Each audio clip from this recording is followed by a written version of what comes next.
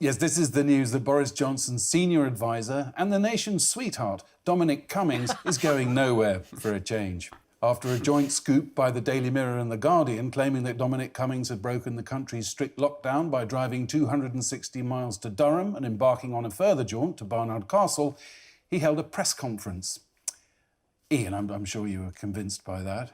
He gave an hour and a half of utter twaddle. It's absolutely clear he did break the regulations. He found one tiny clause, which he said made an exception, but that didn't cover the journey, for example, to Barnard Castle. It was nonsense. It was absolute nonsense. And I suppose people were cross because they think he's taking us for an idiot. I mean, the eye test thing is marvellous. The idea that you're not sure whether you can drive back to London. So in order to test your eyesight, you put your 4-year-old in the back of the car and drive around to see if you knock over any pedestrians. Let's be honest, who hasn't decided to test their eyesight under a strict lockdown during a terrifying global pandemic by strapping their young child into the car and heading to a town in Teesdale? Has anybody said whether weird blurred vision is a symptom of this virus? Boris has. Boris had some glasses as a prop at the press conference afterwards and went, whoa. Another top medical expert. Shall we have a look? On the point about eyesight, I might just say I'm finding I have to wear spectacles for the first time in years because of I think because of the effects of this thing. So I'm inclined to think there's some I think that's very, very plausible that there's that eyesight can be a problem associated with coronavirus. Thanks to a tweet from Richard Littler, we've got an idea of what Mr. Cummings would have seen when he got to Barnard Castle. Michael Gove was asked to defend this novel approach to optical healthcare by Nick Ferrari on LBC. Would you go on a 60-mile round trip to test your eyesight? I have, on occasions in the past, driven with my wife in order to make sure that... what's the right way of putting it? I'm staggered. I don't know how you're going to get out of this one, but it's going to be fun. No. I think people who know me would know that I'm not an authority on driving. Well, can I just ask a question here? What does LBC stand for? Is it, look, bullshit's coming?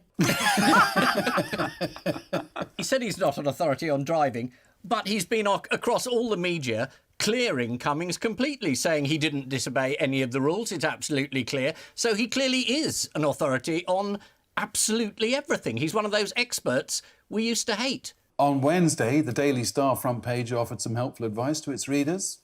Cops, don't drive if you're blind. Ian, what exactly happened during this essential yet scenic excursion to Barnard Castle? They drove around, then he seemed to think that his eyes were okay. His son needed to go to the toilet. I know, it's just so ridiculous. They got out, the son went to the toilet. Oh, they played for a bit. So it wasn't quite a toilet stop, it was more of a play stop. Then they got in the car again and said, right, my eyes are fine, we'll go back to London tomorrow. Not now, obviously, because that would make sense, but it might not fit the narrative, which has been constructed backwards from the known facts to fit them. Well, what he didn't say was that the son had actually been peeing into the car tank to fill it up so that they could get back to London. Yeah. Absolutely. Come on, son, drink up the Lucozade. We've got another 200 miles to go. Janet, if I was to say to you, that's Barney Castle, what would I be saying? That's Barney Castle. Got no idea. It's an old saying about how it's a load of old tosh, isn't it? It's an old English term for poor excuse. Yes, it is, yes. Oh, that's brilliant. It is, isn't it? I never heard that. It's from the Book of English Proverbs and Proverbial Phrases of 1929. Barnard Castle was used as a slang response to someone making a ridiculous excuse for their actions. I know you couldn't make it up, could you? Yeah. Ian, when did Prime Minister Boris Johnson know that his advisor had made the 260-mile trip to Durham? It's not entirely clear, like so much. According to Mr. Cummings, there was a conversation when they were both so ill they couldn't possibly remember it.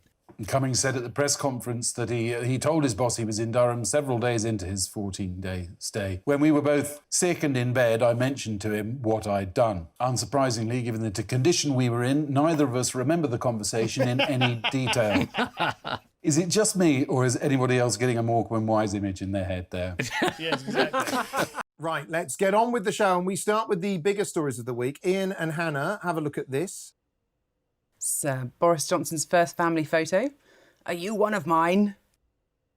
Yeah, got to wash your hands of everything, really.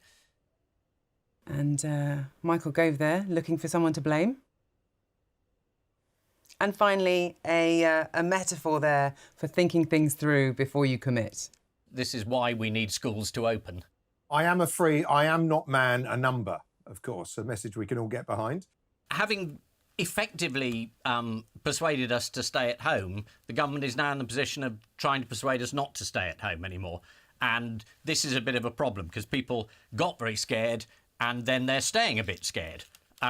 So things that most people think should happen, like schools opening, we've got to open schools eventually. But everyone suddenly got very scared and said, we don't want to do it now, we don't know how to do it. Are we going to be safe enough? And again, there hasn't been much of a lead in terms of saying, this is what we'll do, it'll be fine. So there are lots of things we could do. But again, no one's sure about the science. But luckily, I've got a scientist on my panel, so whatever I say, even if it's rubbish, I will blame her. Yeah, I take full responsibility. I think the thing about a lot of this is that there's a difference between the risk to yourself as an individual and the risk to your family and the risk to the country as a whole. And while there are certain things that we can probably do, we can probably risk it as a country as a whole, people slowly going back to work. That doesn't mean that the individual level risk is non-existent, and I think that's the reason why it's just this strange contradiction. You can see your boss, but you can't see your family. Your cleaner can come round your house, but your best friend can't. It's just we're in this strange limbo between the two states. Well, it's just been so confusing from the beginning. That's why, isn't it? At the start of it, Boris Johnson was saying, well, we must shake hands, and then changing his mind. So you must not travel unless you're going somewhere, and must stay at home at all times when you're not out, and go to work but not travel there, so you must float, and that this will come in on Monday unless Monday falls on a Monday, and then they wonder why people are confused. Well, that made more sense, to be honest. Primary schools in Denmark have been open for a month. How did that go? It actually went okay. So there was a bit of an increase in transmission initially, and then it stabilised again. So actually it looks like so far it hasn't had the terrifying effect that many people fear. What is one of the more confusing aspects of I've just noticed here's a question I should have asked you earlier. What's one of the more confusing aspects of the government's Back to Normal campaign? It is I'll give you the answer. It's the planned return to school of primary-aged children on June the 1st. What did Michael Gove say about this? You're accusing the government of being confused, and you've just given us the question after we've given you the answer.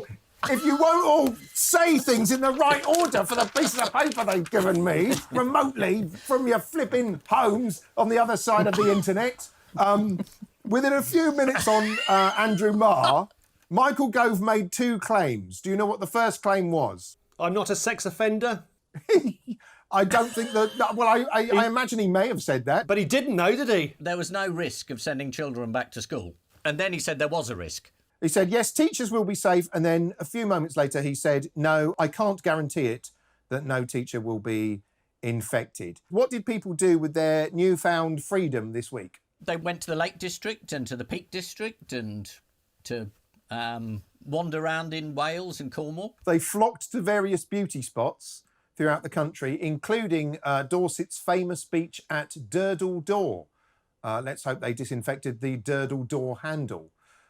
Some people are so brilliantly. There's a bloke I heard on a radio phone in, who was radio phoning, and he said, I'm 83, and he said, I'm going down the market stall same as normal, because look at me, there's nothing wrong with me. And I thought, well, yeah, but there's something about the nature of disease you've not quite grasped, that even with really bad diseases, you are generally quite fine up until the moment you get the disease. There are no diseases. I mean, I have to ask Hannah for confirmation on this. As far as I know, there are no diseases so bad they make you ill before you get the disease, you stupid idiot. I can confirm that's science fact, by the way. That's definitely science fact. Brilliant. That's one fact we can lock in. Following the government's confused message about whether to stay home or go out, one man tries to do both.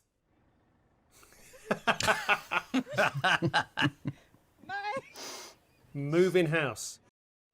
What was Donald Trump's latest contribution to the health of Americans? He mused aloud whether it would be a good idea for people to inject disinfectant into themselves or to perhaps even drink it to clean out their lungs.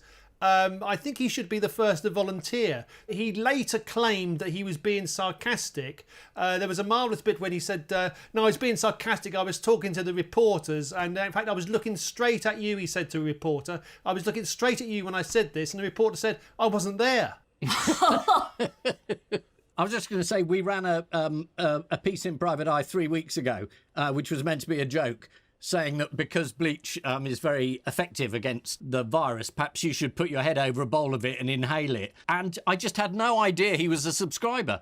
Well, that just is a gratuitous advert for Private Eye. Why isn't Ian allowed to come on and gratuitously publicise Private Eye? Well, as Paul says, he's got some very interesting ideas on how we might treat coronavirus that the experts might not have thought of. Supposing we hit the body with a tremendous, whether it's ultraviolet or just very powerful light.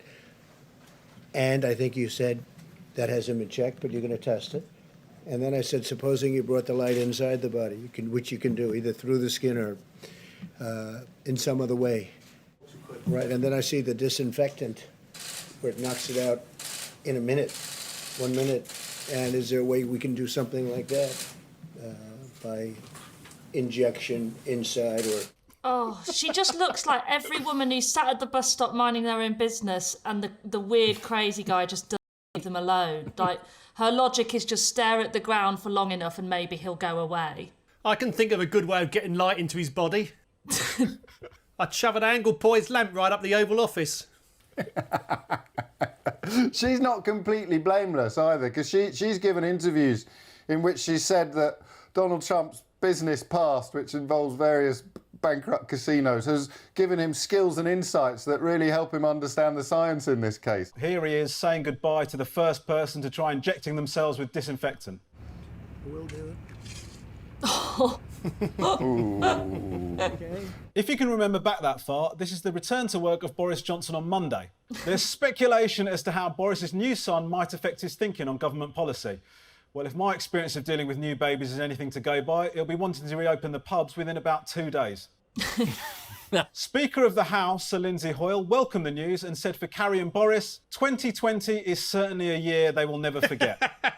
Although hopefully with enough therapy, the rest of us might. Meanwhile, what's a herd of mountain goats been getting up to in Llandudno? Window shopping. They've been...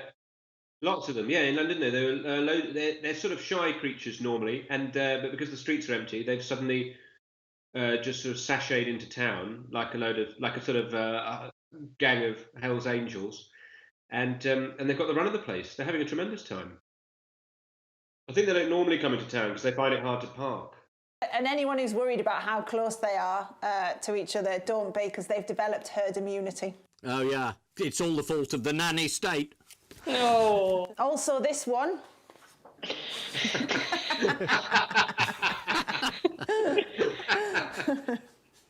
That goat you reserved, Reverend Entry. That's right. They often come down off the nearby headland of Great Orme, but have been exploring a bit more widely thanks to the lack of cars and people. And to be honest, like many of us at the moment, they probably just wanted a break from the kids.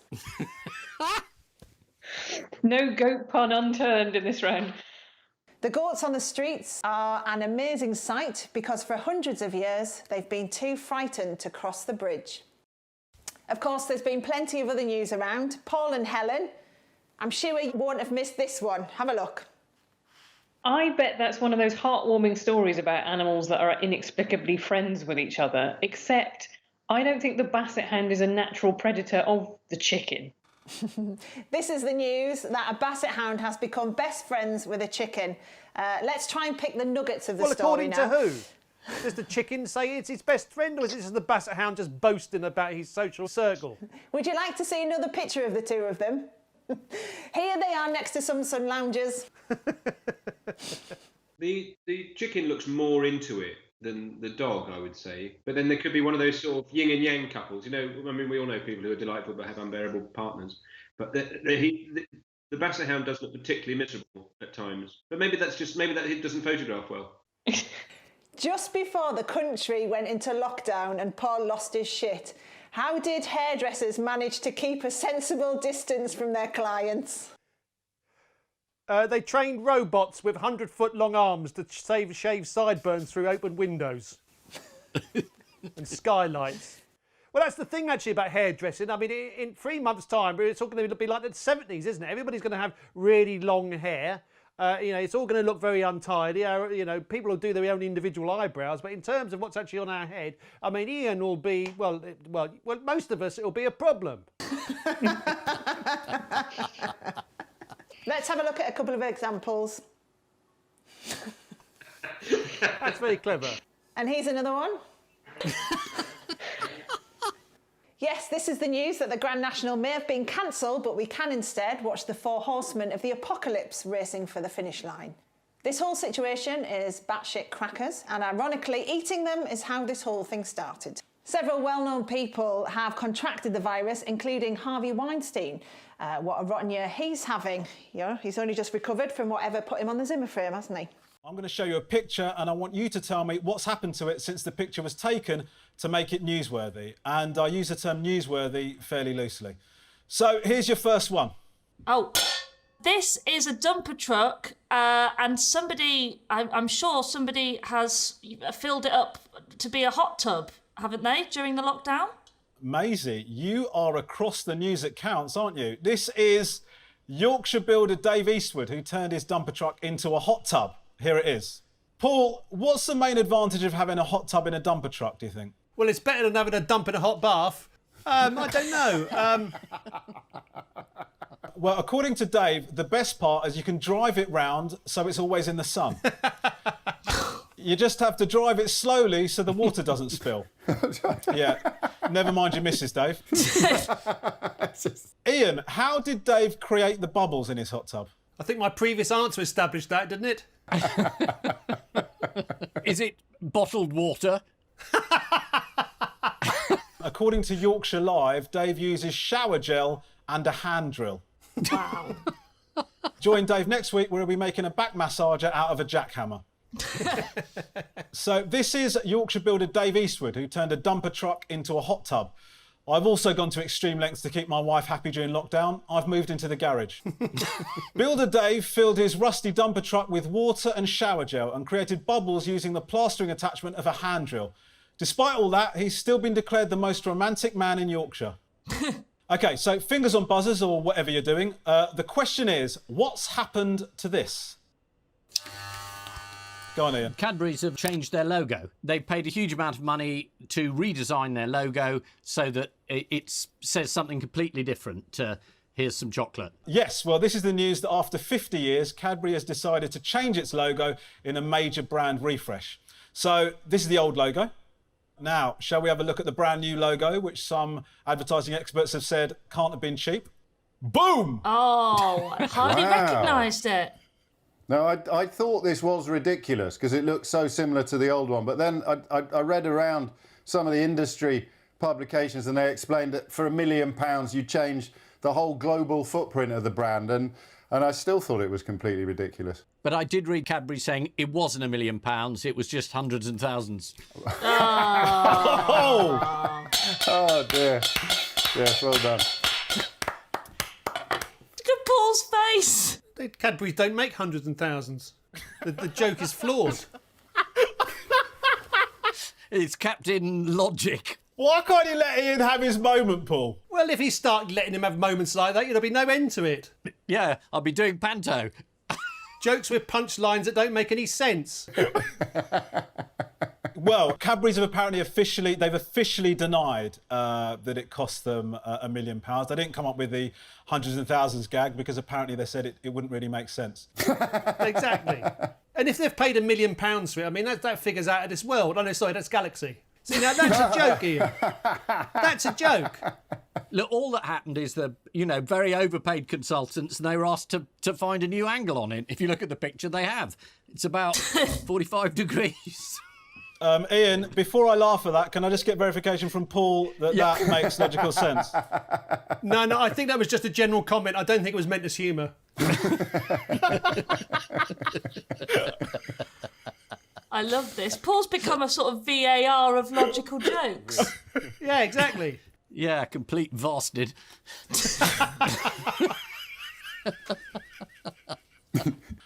A Cadbury spokesman said this is part of a much wider brand refresh which will touch all of Cadbury's visual assets.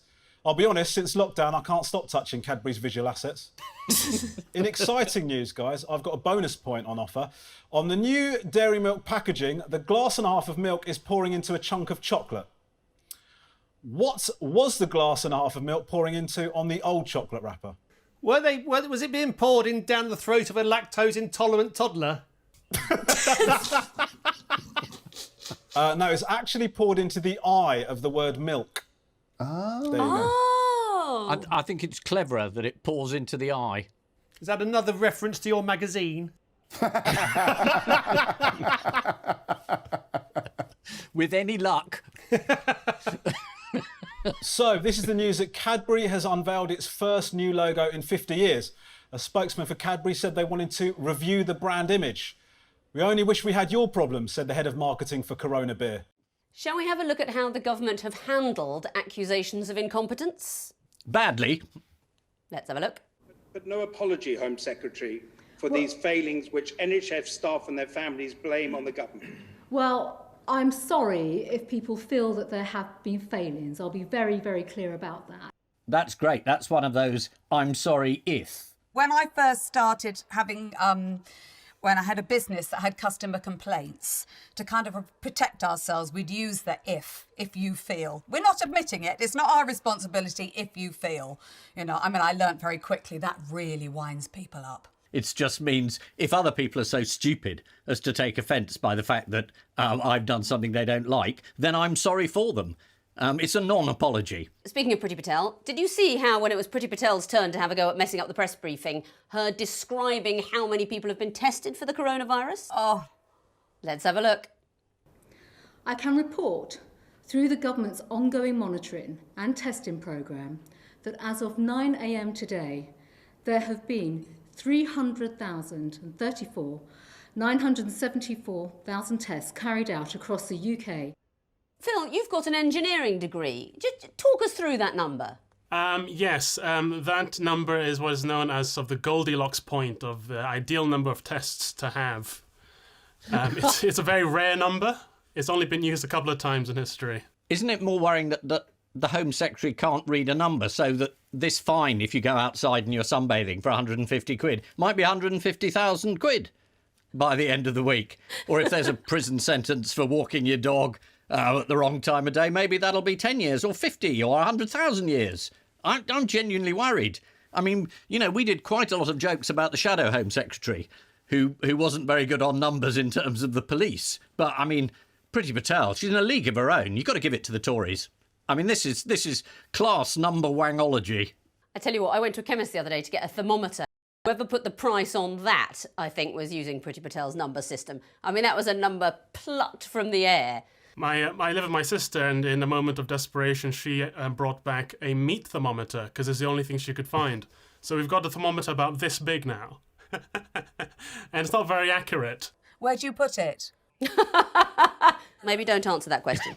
But what is going to happen to Parliament? It's going to become virtual, isn't it? That they're all sort of going to be doing it a bit like the way we're doing this show, where people are going to be sitting at home, presumably, and I don't know how many MPs there are altogether. There's like 660, isn't it? Something like that. So they're all going to divide the TV screen up into 660 little squares, and they will all be invited to speak one at a time. And it's being organised by Jacob Rees-Mogg, which could be quite funny on Zoom, because if he just lies down, we just won't see him at all. Just a blank bench. I can't wait. According to The Guardian, a lot of MPs don't think the online Parliament will work because taking spontaneous interventions will be hard to facilitate via video conferencing. I think we're proving that wrong tonight. What's the good news for MPs? It's to do with money. Well, they're getting £10,000 for working at home. They are getting an allowance of £10,000 if they need things to help them work from home. What might they need that costs £10,000 to work from home? Chairs, tables, videos, you know, stuff. Duck houses. Do you need your wife as your secretary? That seems to be very, very important. And particularly if she's in the next room. And what about the police? They're encouraging people to inform on their neighbours now for persistent rule infringement. How are people with holiday homes trying to get around being stopped with luggage in the car? Oh, I don't know, but they're all driving down at night, aren't they? Wasn't there lots of rumours about clandestine driving down the A303? They're driving down in their cars with no luggage, and they're getting a courier company to send the luggage on, so that when the police stop them and they say, "Are you moving down here?" they say, "No, we're not. We haven't got any luggage." Yes, this is coronavirus, which has been in the news this week. Priti Patel gave her briefing flanked by government advisers who kept the strict 2 metres away from her, which the Home Office has recommended with Priti Patel for about 5 years. Time now for the odd one out round. Just one between you this week. Your four are CEO Lizette Ocampo, the serpent in the Garden of Eden, Donald Trump's former doctor, and the evil queen. Buzz, buzz, buzz, buzz, buzz, Ian. buzz. Ian seems to be attacked by a swarm of bees. This is about people smuggling something into a plant. So the serpent is disguised in the Garden of Eden. The Disney Queen is going to poison Snow White with an apple. Trump's doctor famously said Trump's diet was so bad he had to put vegetables inside each other to try and make Trump's diet better. I mean, literally smuggling a vegetable into the White House, which had been done before, but only during an election. And this woman, who I think I don't know anything about. She was doing a Zoom meeting, I think, last week, and accidentally put on the filters that made her look like a potato. And then she couldn't turn it off. So she's the odd one out. Is the correct answer. They've all tricked someone into eating fruit and vegetables except for Lizette Ocampo, who turned herself into a potato using computer trickery.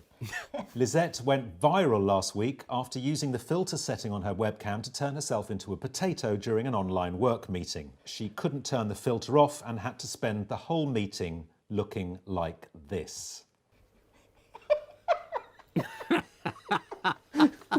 The serpent in the Garden of Eden famously tricked Adam and Eve into eating forbidden fruit, but there's a detail in that story people commonly get wrong. Luckily, we have a theology expert with us tonight. Paul, what's the deal here? Yeah. I've no idea. I thought the odd one out was that the Disney Queen had a tree growing out of her head. Yes, the question... there we are. I think I know this one. It doesn't say it was an apple. We know it's fruit, but it could be a kiwi. Yes, it's a common misconception that the fruit Adam and Eve took was an apple. The book of Genesis only specifies that it was fruit from the tree of knowledge. The misunderstanding over the apple in the Garden of Eden came about apparently as a result of a Latin pun. It's because the Latin for apple is malum, while the Latin for evil is malum. There you go. I'm a little bit distracted because my wine delivery's just arrived. Wine delivery? Yeah, it's essential. This is essential goods. How much have you stockpiled? Well, it goes lovely with beetroot. Do you want to go and get them? No, it's fine. You'll have to go away. I'm on the telly. Leave the wine in the cupboard. Leave the wine in the cupboard. Sorted. Sorry. It was recently revealed that former White House physician Dr. Ronnie Jackson used to trick Donald Trump into eating vegetables. According to the Daily Mail, he was so concerned about Trump's diet, Jackson took to hiding cauliflower in the president's mashed potato. While Sky News revealed that Jackson had also ordered Trump's staff to make ice cream less accessible, presumably by hiding it behind a book. After a year spent trying to get Trump to lose weight, Dr. Ronnie Jackson resigned to run for Congress. He said he didn't call in any favours from Trump as he had so much on his plate. In the book of Genesis, a serpent tricks Eve into eating some forbidden fruit. Not sure where Adam was at the time, busy burying all the fake dinosaur skeletons, I'd imagine. The evil queen tried to trick Snow White into eating a poisoned apple. Snow White lived with 7 dwarfs: Happy, Grumpy, Bashful, Sleepy, Dopey, Sneezy and Doc. The last 6 stages of coronavirus and the person you see at the end. Here's the next one, fingers back on buzzers.